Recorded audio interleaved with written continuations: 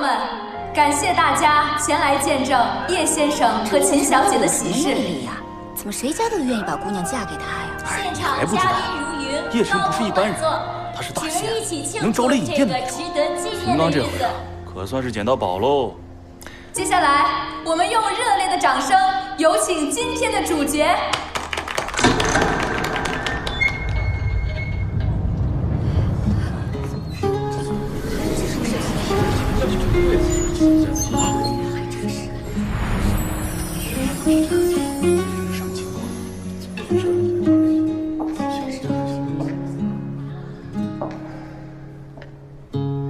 多久没见你的手，聊聊从前和以后，多久没互相问候。叶晨，就在前2天，你还信誓旦旦地跟我说，不论他们是谁，你的心里只有我。虽然咱俩这婚是假的，但是这一路走来，你对我的心是真的。你说，无论你变成谁，你对我的心永远都不会变。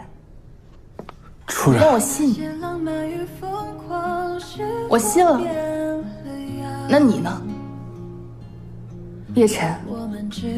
还记得当初奶奶把你绑来，逼着你跟我结婚的时候，一开始我对我们的婚姻没什么信心，我以为你只是为了钱，但是你尊重我，照顾我，这1年是我最幸福的时光。他们逼着我嫁给张万浩，该也不要的东西。你顶着巨大的屈辱和嘲讽，坚定地站在我身边保护我。我就为这个目标而努力，还帮我当上了董事长，完成了爷爷的心愿。你为了我，一次一次地陷入危险。可当你四面楚歌、九死一生的时候，你为什么不能相信，我也可以同样的坚定地站在你的身边呢？所有的一切我都知道了，无论未来会有多么的艰难险境，我都要一路跟你走下去。无论你变成谁，我都要跟你不离不弃。无论是生是死，我都要跟你生死相依。老公，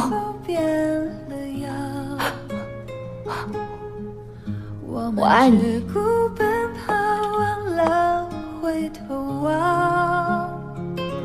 你愿意娶我吗？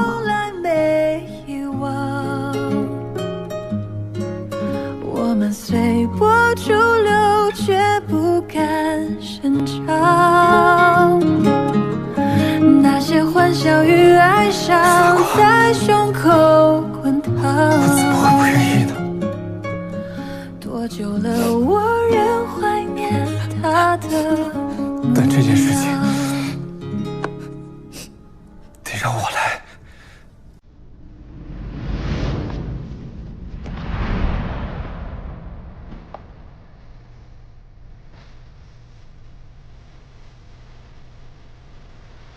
夫人，你愿意嫁给我吗？我的眼睛忽然因为在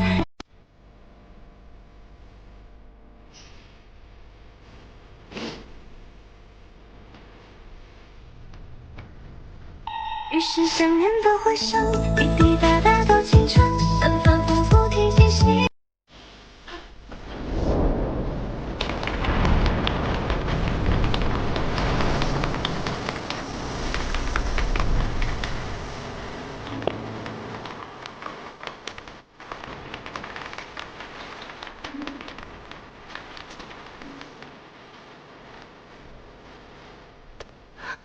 是不是娘？太感人了！你们都结完婚，我那个仪式是不是也能开始了？什么仪式啊？我可以答应你，但我需要你配合我做件事情。你需要我怎么配合，我都可以。明天你去找一下初然。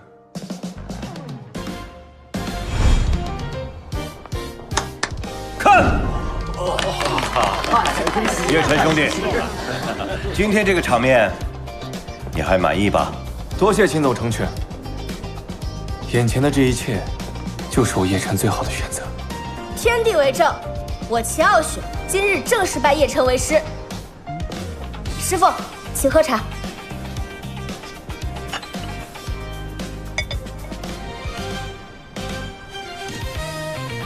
师娘，请喝茶。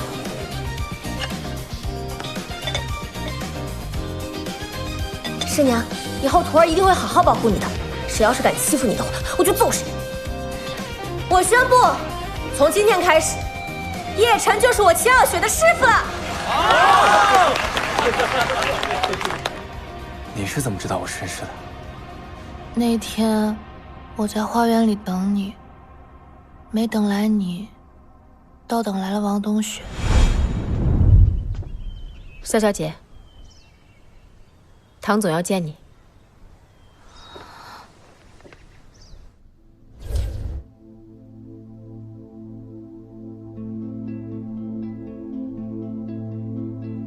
萧小姐，你现在知道叶晨的真实身份了吧？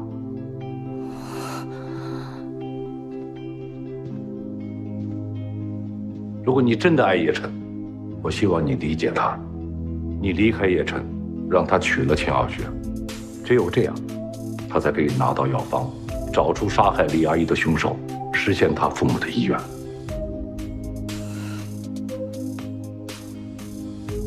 这样也是为你好。我相信叶晨也不想让你陷入跟李阿姨一样的险境吧。对不起啊，初然，是我一直瞒着你，就是怕连累了你。我才不怕呢，傻瓜。我们俩是一条绳上的蚂蚱了，以后你可别想再推开我。那我们的合约呢？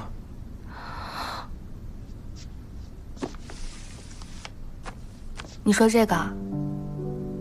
嗯。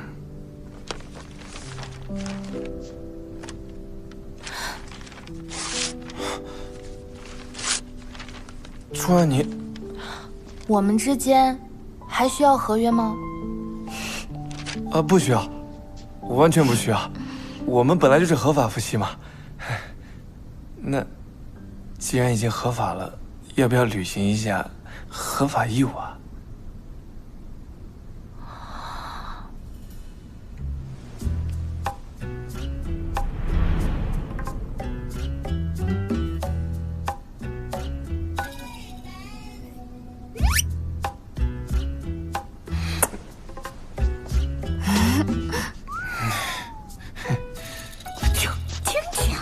听人家干嘛呀？今天这什么情况？这怎么今天又结一次啊？我今天得去问个清楚去。回来，爱闹哪出闹哪出，幸福就好。一天一天的闹什么幺蛾子，一惊一乍的，日子就不能过得踏实点吗？你就把你弄踏实了，比什么都强。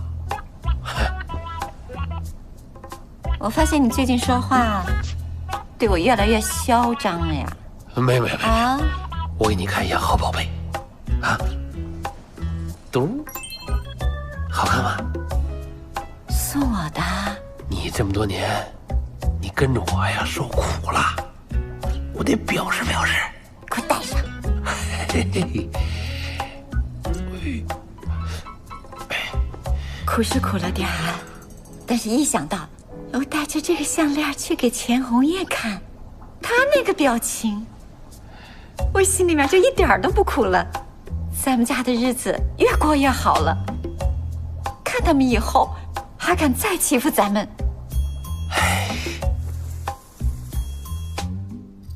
秦刚想把秦傲雪嫁给叶晨，多半是已经知晓了他的身份。但是叶晨自己不愿意，所以订婚就变成了拜师。不过您放心，我都已经安排好了。好戏看了这么久，也是时候该上场了。我是为了你的安危着想，也是为了少奶奶的安危着想，更是为了你父母的心血着想。一将功成万。我跟你说过，我不想听你啰嗦。我说过的每一个字，你最好给我记清楚。少爷说的所有话，我都记在心里。不过，少爷不爱听，不说就是。他说：“少爷，秦家出大事了。”近日，我市知名医药企业华盈药业陷入舆论漩涡，力推的新品9旋归真丹被曝查出严重的质量问题，多名消费者在服药之后出现严重的不良反应，引发社会的广泛关注。华盈药业的股价连日跌停。少爷，这便是我最担心的。惦记药方的人恐怕不简单，如果我们不尽早下手，恐怕会让对方占了先机啊！这倒是我想看到的。不放出点猛料，毒蛇怎么会出洞呢？刚好我要看看这秦刚是不是值得我爸信任。对了，唐四海，我再警告你一句，不要动秦刚。不战而屈人之兵，善之善者也。只拿回药方还远远不够，忠于我爸的人，我都会要回来。相关单位已经成立了联合调查组，全力配合。同一批次的药品已经召回，相关当事人也都联系到了，正在协商赔偿方案。好，不管他们提什么要求，100%的满足他们。啊，我们的自检有结果了吗？常规的检测报告出来了，各项数值都正常。继续跟进。好的。哎，我说你呀，我让你空口风评，你怎么搞的？为什么到现在还满城风雨的在骂我们？控不住啊，秦总，人命关天，太敏感了。我不管你用什么方法，把这件事情给我按下去，明白了吗？明白。诸位，这次关系到我们华银的生死存亡，我要求你们打起100%的精神来，明白吗？明白。资料再给我整理一下。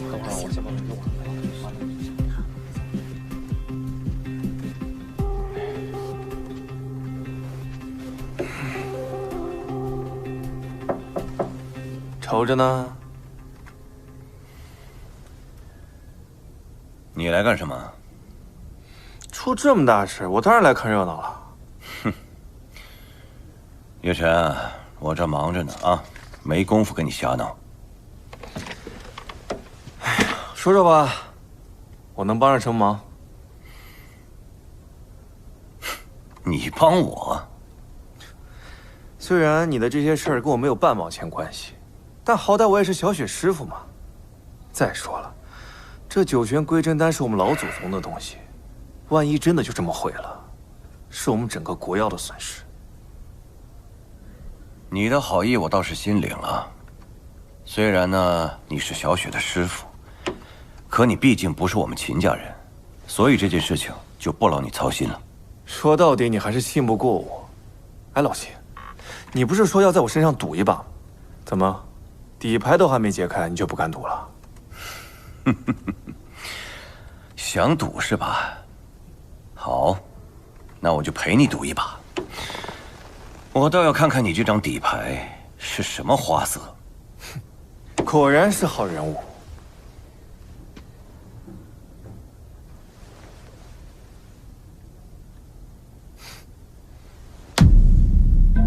9旋归真丹是根据一位民间的神医留下来的古方研制而成的，共有9种药材，经过9蒸9晒的古法调制，这些就是原材料的样本了。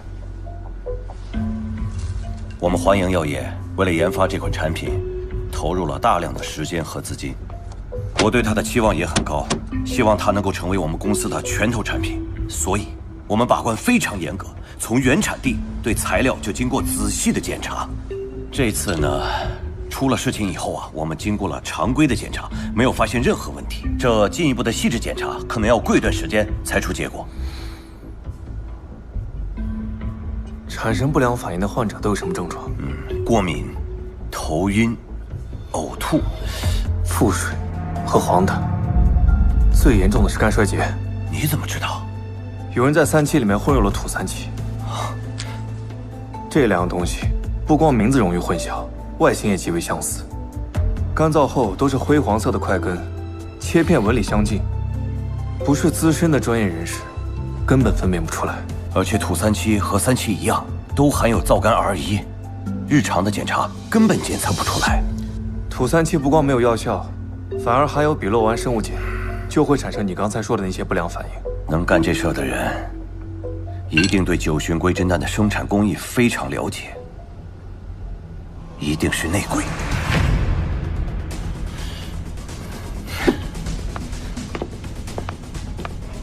今天有谁来过？生产车间的刘宝良，刘主任。那他人呢？已经走了，都1个多小时了。报警。谢谢了，警察同志。哎，再见。完了，人已经跑了。要不这样，我赶快先安排人，发个通知，把这个情况说明一下，先让舆情降下来。你现在发这个通告，不光降不了舆情，反而还会火上浇油。你监控视频没了，关键证人跑了，你无凭无据，拿什么让吃瓜群众信你？反而还会有人说你避重就轻，推卸责任，你信不信？网上的键盘侠会污蔑你杀人灭口。这个人之前在你这儿干的怎么样？跟了我差不多都快10年了，平时一直很诚实老实的，所以我还提拔他重用他，而且我给他的薪水也不低呀。这么一个人突然背叛你，要么就是被人胁迫，要么就是有人给了他一笔无法拒绝的好处。你说有人利用他搞我？恐怕这件事情很早之前就开始了。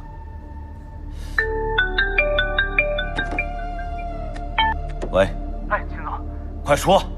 大黄药业刚发了声明，说9旋归真丹偷了他们家神武丹的药方。还真被你说中了。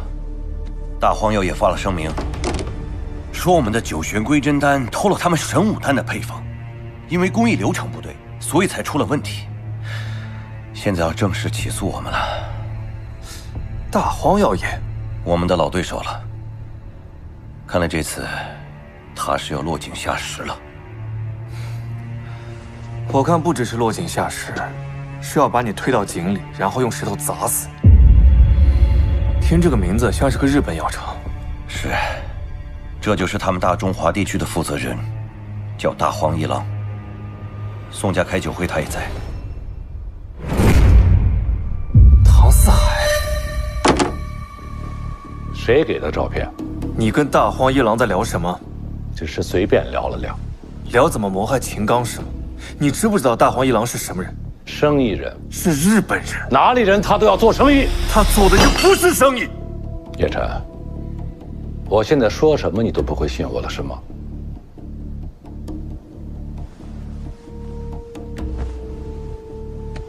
宝元堂、一心药业、长生制药，他们都跟秦家是一样的。先是被爆出旗下产品出现了质量问题，然后大荒药业起诉他们，说他们偷了专利，最后全盘皆输。他们就是一帮专门狙击国家药企的黑心资本家。弱小就会被打，打不过就会死。这个世界原本就是这个样子。他们伤的是国家的药企，打的是国药的脸。你是叶家少爷，他们根本动不到你头上。我是叶家少爷，但我更是个中国人。你别告诉我为了什么国药声誉，为了什么民族大义，咱能不能不整这些大词儿啊？我是为了自己，为了自己不成为你这样的人。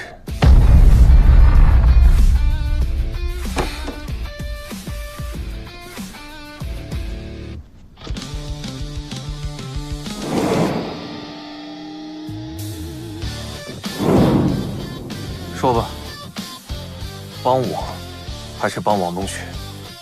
友谊诚可贵，爱情价更高。你大爷的！没说完呢。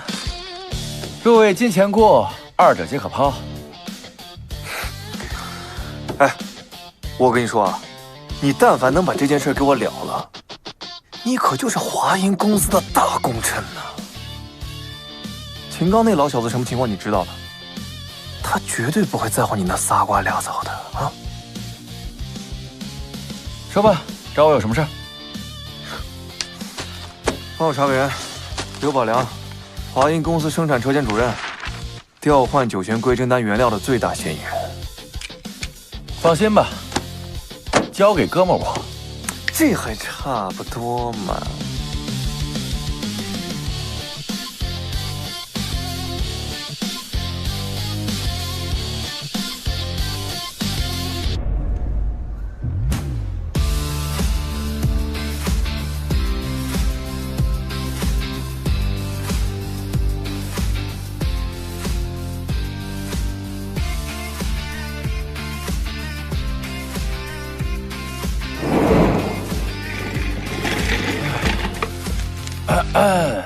小叶子，这个刘宝良看起来挺干净的呀，不吸毒，也不是毒狗，也没有网贷，银行账户也没有任何异常变动。这些我都知道。好，那我就说点你不知道的。他还有个私生子，之前在日本留过学，还在大荒药业实习过半年。而且这个刘成仁呢，有个加密币账户。前段时间收到过一笔转账，按照当日的币值来算，价值多少钱知道吗？5000万，果然是这万恶的金钱。而且在刘宝良跑路之后，刘成仁也跟着消失了，全跑了呗。前段时间呢，有个电话号码和这对父子俩联系很频繁，最后一通电话是上周五的下午2点07分。打给的刘宝良，2点07分，这不是正是我去华银工厂的时候吗？机主是谁啊？徐丽丽。徐丽丽，我怎么没印象？这个人你是不认识，不过她的前男友，你肯定认识。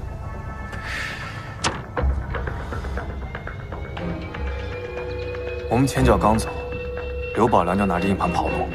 是秦耀东在后面给他通风报信。不可能吧？啊？这孩子是有点蠢，有点笨，可是还不至于做出这种事吧？再说了，这搞垮了华盈，对他有什么好处啊？这就得问他自己了。师傅，会不会是搞错了呀？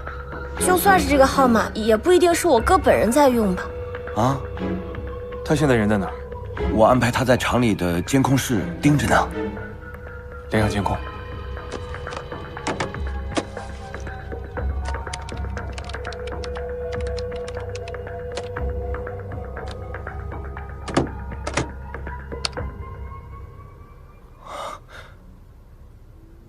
这不挺简单的吗？你们都不会吗？用虚拟号打一下他的手机。都别说话。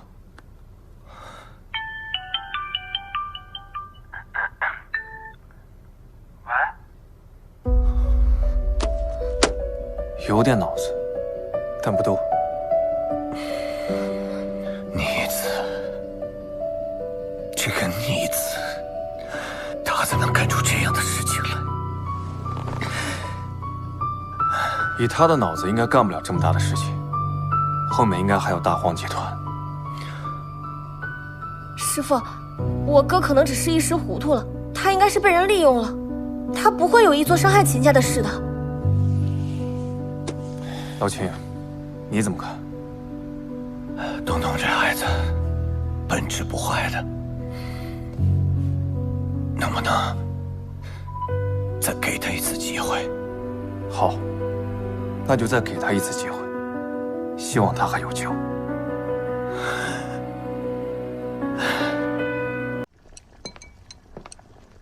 来，小雪，谢谢爸。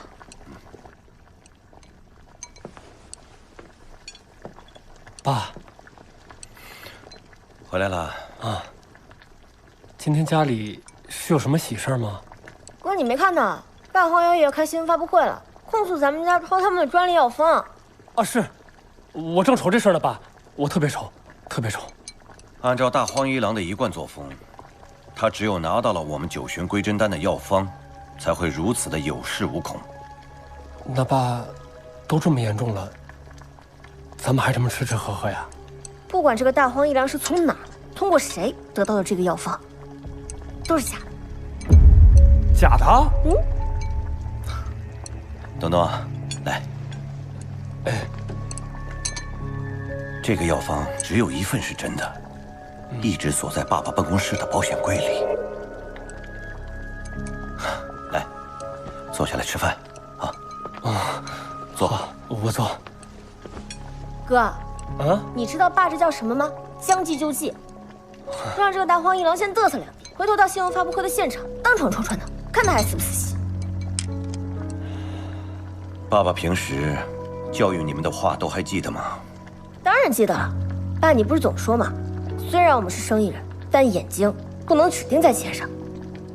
说得好，这次九玄归真丹的药方，如果真的被这些日本人偷走了，秦家的利益受损是小，国家的利益受损是大。我们会对不起祖宗，对不起国家的。这其中的利害关系，你们俩明白吗？东东啊，爸，我明白，您对于我的教导，我都铭记于心。来，那咱们仨喝一杯。好，来吧。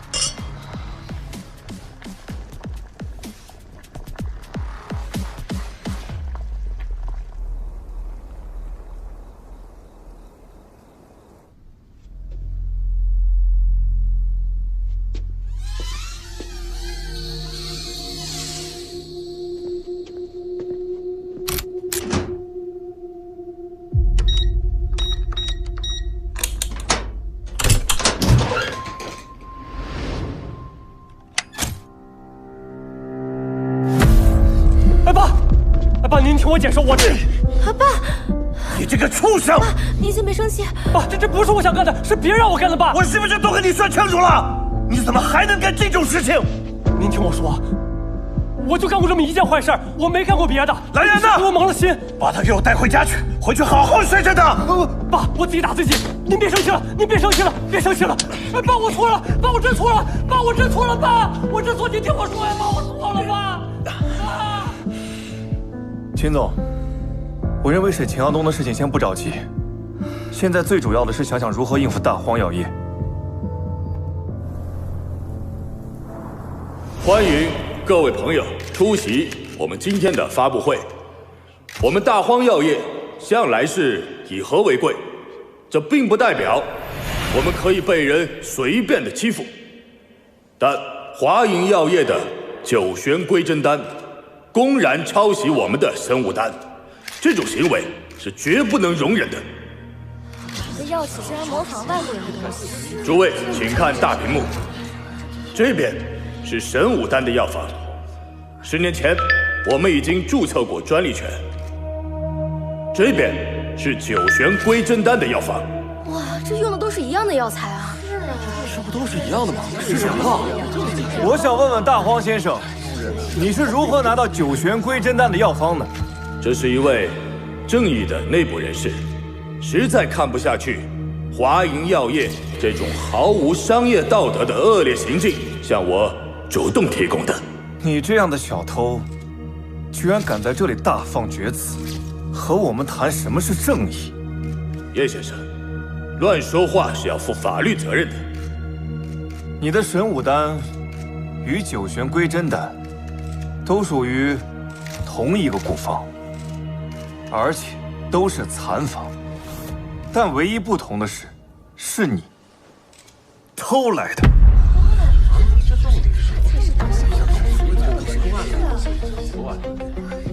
大家请看，这就是我说的那个古方，看看到底有什么不一样。这看上去不一样吗？不一样。这用的虽然都是那几味药，但其中有几味剂量和比例是不一样的。今天我特意请来了最权威的第三方检验机构，带来了最先进的药检机器，我们现场检验。今儿我就给大家伙熬一个药汤，再请检验团队做最公平公正的检验。大家安静一下，我看就没有必要耽误大家宝贵的时间了吧？大家伙想不想看这个热闹啊？想看！现场检验编评委。第三方检测资质已经认定，没有问题。上药。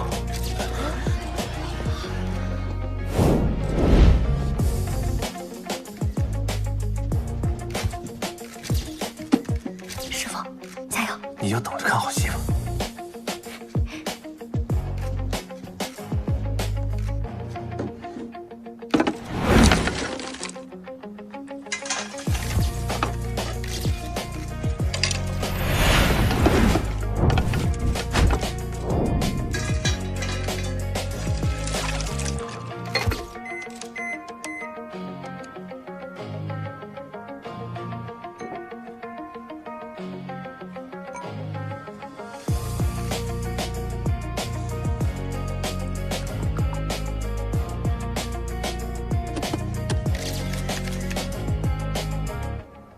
我来宣读检测结果：叶晨先生刚刚制作的汤药药剂成分完全符合他所提交的古药方，而治疗范围、药到效果与大荒药业的神武丹及华盈集团的九玄归真丹完全一致。但是药力是前两者的10倍。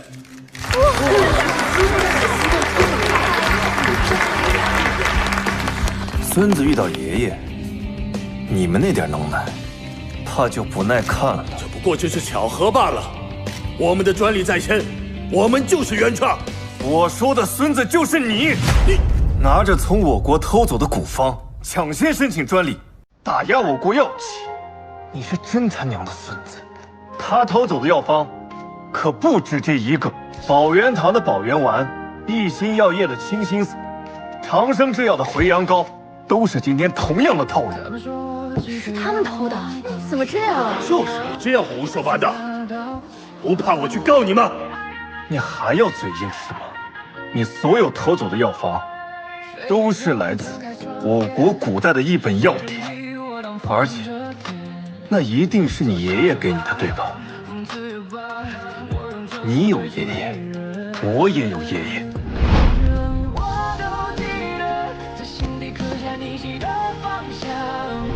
你看看这是什么？不可能的！我爷爷说这本书已经失传了，就只有他手里有一本。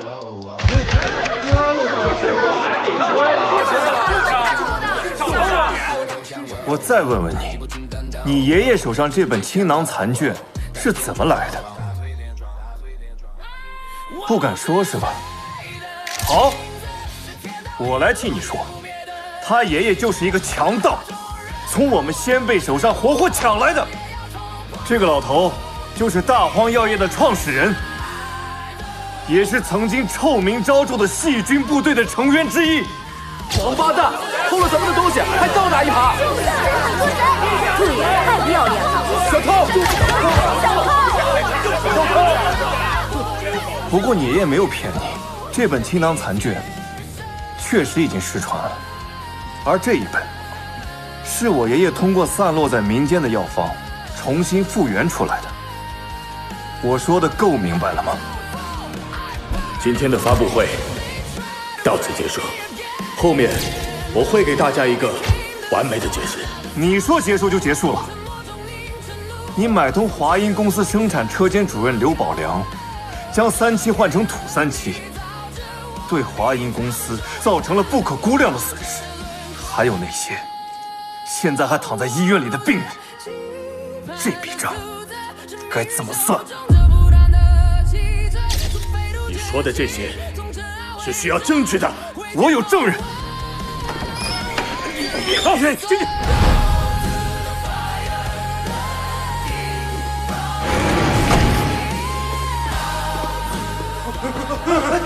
别跑！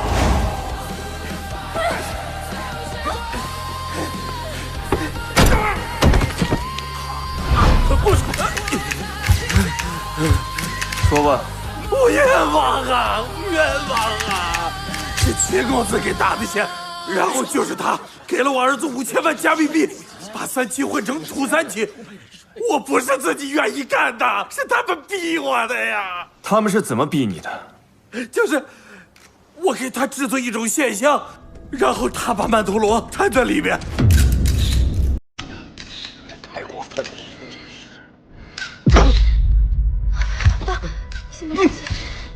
秦公子还威逼我说，如果不那什么，他就向秦董事长汇报，大家就一起完蛋了。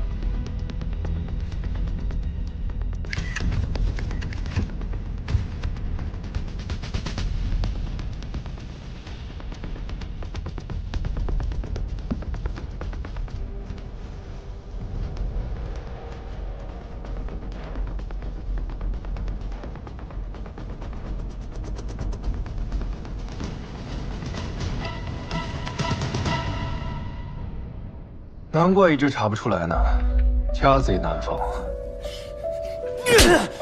原来真的是你给小雪下的毒。是我。你为什么要这么做？为什么？啊？为什么？为什么？为什么？为什么？为什么？你除了打我、骂我，你剁过小雪一个手指头吗？你骂过她一句吗？啊！小雪她是你亲妹妹。她又是个女孩子，我对她好点怎么了？爹这样做错了吗？我都听到了，你想把家产都给她啊？好便宜这种货色！我是你儿子爸，我是你儿子，给我才对呀！我只想把他毒傻、毒哑，都是你坏了我的好事，你知道吗？叶晨，都怪你，是你逼的我。你还觉得自己挺无辜的是吧？我得不到我就毁了他，谁也别想要。如果我现在把华英真的交给你，你管理得了吗？你觉得你自己的水平真的配吗？爸，我配不配这事儿根本就不重要，你知道吗？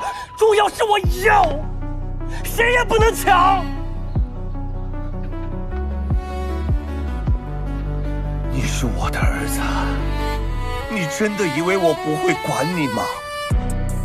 爹已经做了5个亿的信托基金，给你存在银行里，足够你下半辈子无忧无虑的活着了。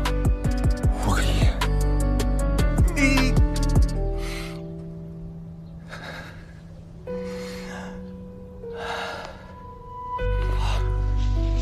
爸，我错了，我改，我肯定不这样了，爸，我改，我肯定改，好吗，爸？爸，你原谅我，爸。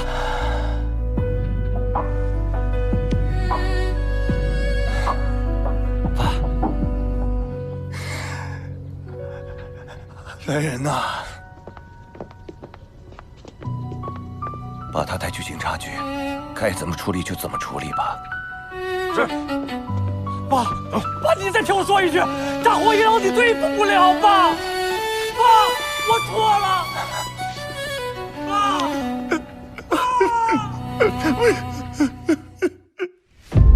你是说，有人想抢药方，制造车祸害死我爸妈？唐四海的身份原来是你父亲的贴身管家，可是，在你父亲出事的1年之前，他们2个人大吵了一架，之后就再没有任何的联系了。你是怀疑唐四海？一点小小心意，你收着吧。龙庭1号，对，荆州最贵的地产项目 ，A05是里面面积最大的一套别墅。抱歉，这不是我想要的。我当然知道你想要什么，秦叔秦某恕难从命，我不能辜负固有所托啊。除了那个药方，你想要什么，我秦某人都可以双手奉上。就连叶长英和安承熙的儿子也不行吗？那当然能给。固有之子，东西本来就是他的，只可惜这孩子已经不在人世了。你是怎么知道的？秦伯伯，我没有死。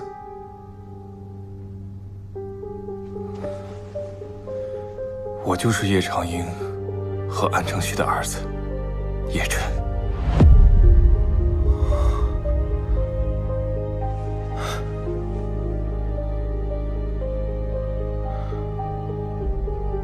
像，真的像。这眼睛，这鼻子，这脸型，和你爸妈太像了。孩子，你真的还活着？哎呀，太好了！我真的瞎了眼了，我怎么就没早看出来呢？你等着。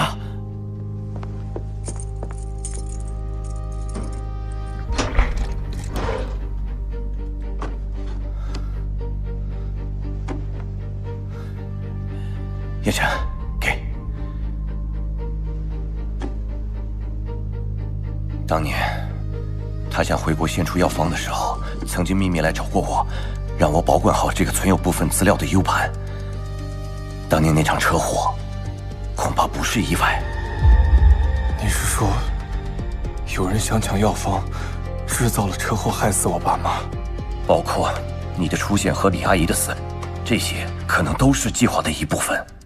所以说，你现在还认为这一切都只是巧合吗？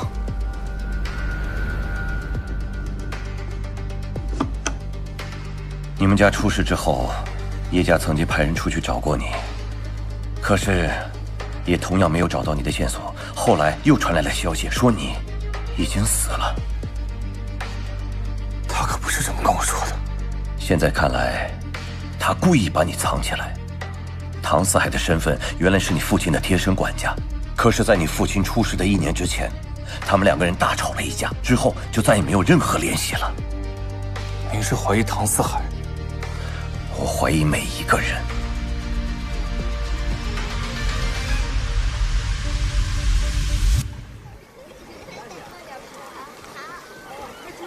我已经很努力的去想和我爸妈有关的更多记忆，但什么都想不起来，就连他们的样子都变得越来越模糊。那时候你还小，况且还经历了这么大的变故，想不起来也很正常。他们不会怪你的。他们不是意外死的，跟李阿姨一样，都是因为我而遇害。叶晨，你别这么想。如果不是因为我的病，他们就不会去研究药方。如果不是因为药方，我就不会。这个世界上没有这么多的如果，你什么都没有做错。要怪，就该怪那些偷药方的混蛋。我会把他们揪出来，有一个算一个。他们？秦刚把他身上的东西交给我，我查过了，只差最后一个，我就能拿到完整的药方。那你觉得会在谁的手里？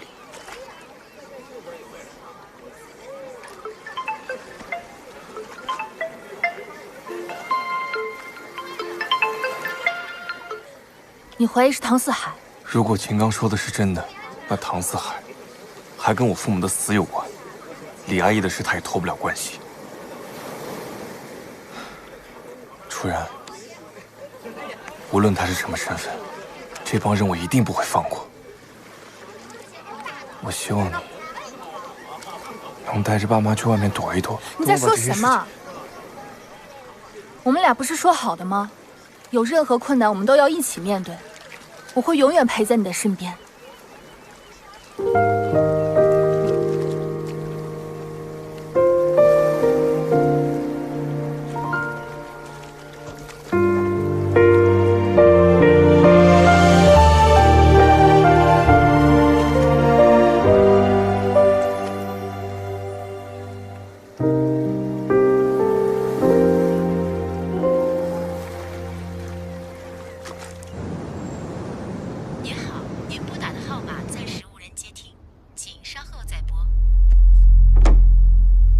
汤叔，我们现在怎么办？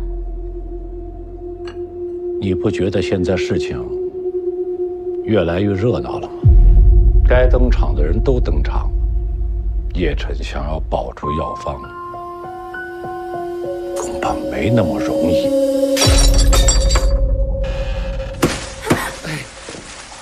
哎，祝你生日快乐！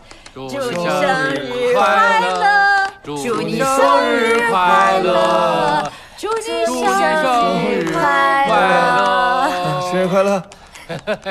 咱们谁生日啊？就是你呀！我都不知道我什么时候生日啊。从今往后啊，今天就是你的生日了。不光是你的生日，还是我们全家的新生啊！晨儿，妈对不起你，都1年多了，妈才知道你的好。你不光对楚然好，对我和你爸都好。妈，谢谢你，把咱们这个家重新又支棱起来了。小叶啊，我是早就知道你好，从今往后啊，这就是你家，拿我们俩当自己亲爹亲妈，咱们全家呢，好好的，啊，谢谢爸，谢谢妈。这都一家人了，还客气什么呀？来来来，快点蜡烛。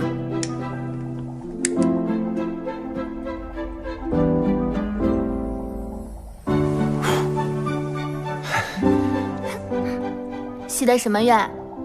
我就是希望能给我们家换一个大房子、大别墅。哎，这好，好，咱们加油！晨儿，妈看好你啊！来，干杯！干杯！干杯！干杯！生日快乐！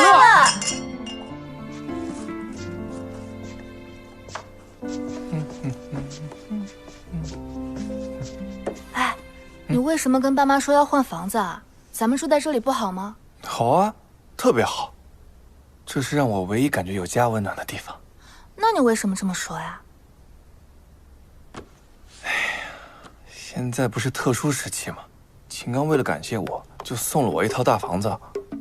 那边安保要好一些，我还可以让五哥派些人手看着咱爸妈。龙庭1号。啊。看一下这套房子。晨儿，你真许的这个愿啊，这不大好实现吧？这可是咱荆州最高端的楼盘。你有这个想法，我们就知足了。很感动，但是呢，咱们务实，咱们到别的普通的地方，咱们再找找。哟，蓝妹子，你们也来这看房啊？啊，我们就是随便瞧瞧。你那老房子也该换换了。叶晨，听说你现在出息了，孝敬孝敬丈母娘啊。叶晨，别光看啊，也买一套啊。以你的实力，肯定没问题吧？当然没问题，只要爸妈跟初然喜欢就好。不过要是我买的话，应该不会选高层，必须是别墅，而且是最大的。哇！来来来，美女，快来！好的，先生，快给这位尊贵的大客户介绍一下你们家别墅啊！我们家这个别墅区啊，它不仅有着独特的负一层设计，而且还营造出了1+1大于2的生活价值。说价钱，30万一平。30万。那个 A05套呢？您随我来。这个 A05呢，是我们这儿的高端产品，龙庭1号。说价钱，1.8个亿啊！爸妈，你们喜欢吗？啊，喜欢呀！我这辈子要是能住上这么大的别墅，我死了都值得。就是咱们家。那咱们就住这儿吧。啊？不好意思啊，先生，我们这栋楼已经售出了。啊，我知道，我是业主。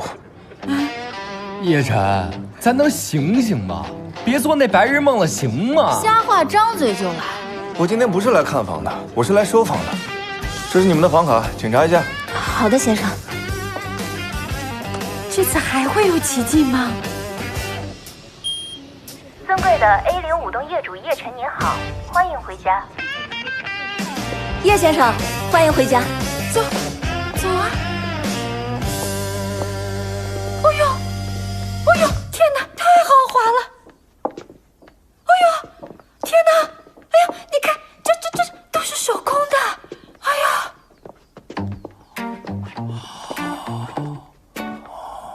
妈，爸，这还有影音室。你们看够了没有？哪来那么多钱啊？哦，我知道了，肯定是你挪用了萧家的公款啊！萧初然，你好大的胆子呀！你还挺逗啊！这萧氏集团的账目总共加起来能有那么多钱吗？那你这别墅哪儿来的？你肯定是干了什么违法乱纪的事儿。对，肯定是，赶紧招了吧你！叶先生，收房手续已经办好了，您稍好。谢谢。秦总还特意交代了，这个别墅呢是按照他的个人喜好去设计的。如果您和您的家人们不满意的话，可以拆了重装。替我谢谢秦总。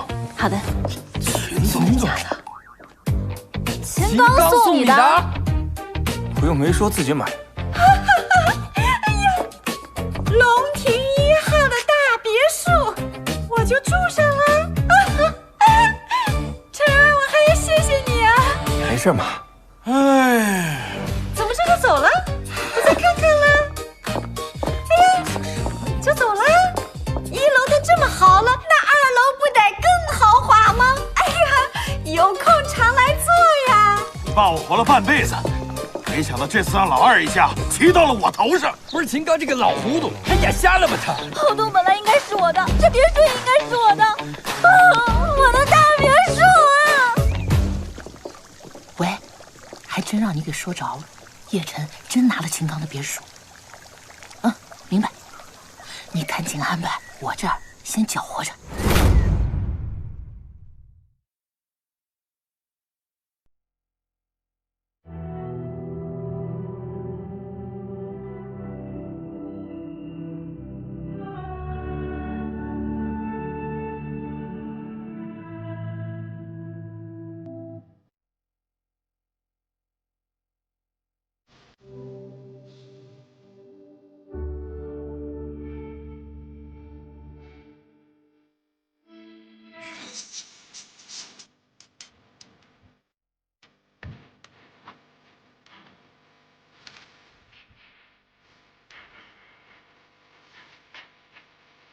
嗯。